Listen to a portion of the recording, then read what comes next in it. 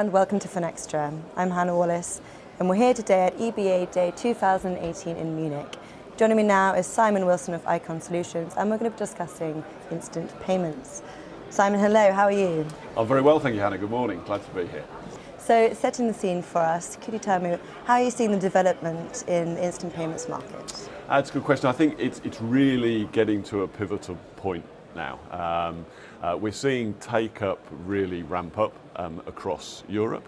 I think that's partly influenced by PSD2 and open banking and the impending kind of implementation of the RTS.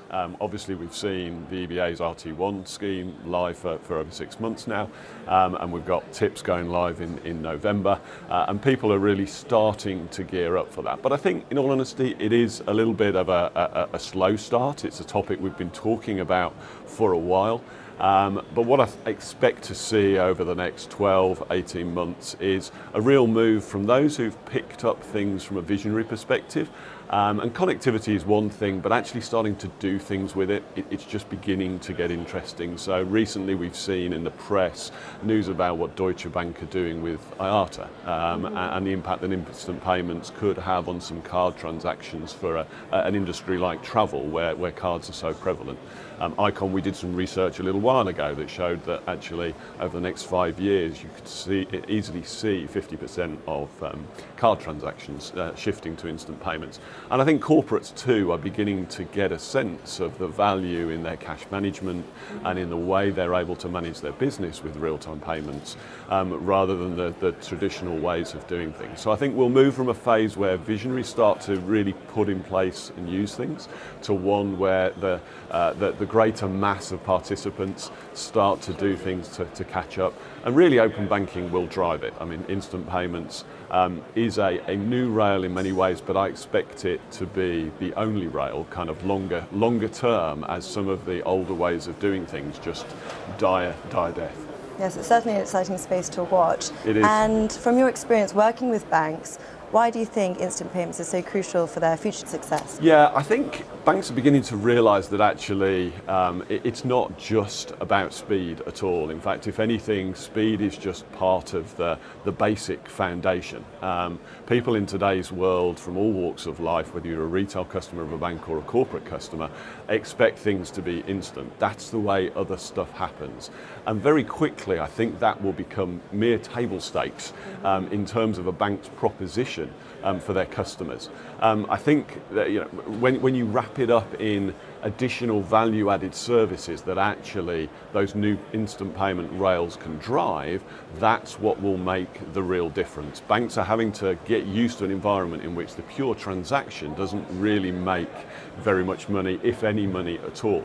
It is the service and the value that's brought, and what drives that service is really data that comes around the payment, data that's made available with customer consent through open banking, and if you will, it's really the plumbing. Instant payments is the plumbing that makes that wider ecosystem work. And there's a lot to think about and consider when putting that plumbing right, but it's not just the speed that's an aspect here. There's a lot more to it here that speed goes on to enable, that is actually where banks can drive revenue, can differentiate themselves and can defend their position against the kind of just pure payment entrants that are coming in and attacking their space. If they don't, then really the risk is, without that payment interaction happening, they'll be disintermediated from their customers. They'll lose that relationship and they'll lose the data and the insight that comes with that relationship. So it's really important to get those foundations right with the instant payments and grow from there in terms of capability.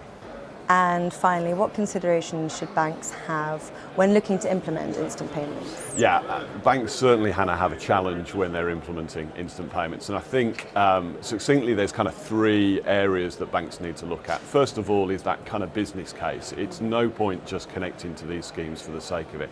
Actually think through how you're going to use them, the kind of value-added services, the new products that you're going to offer to your customers.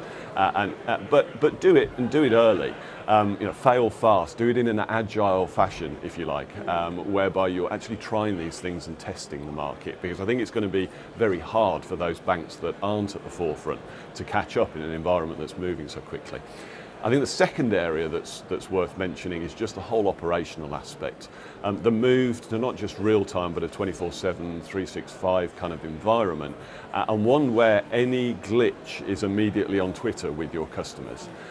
Where people don't expect to kind of go to a branch and complain at a queue, if it's not there, and we've seen some horrible examples recently in the UK, then it's all over the front pages. So thinking about the operational aspects of that as well as the technical is really important. And along with that, there's things like fraud, there's the complexity of intraday liquidity, for example. All these things change in a real-time environment that a bank needs to look to. And lastly, there's the technology piece.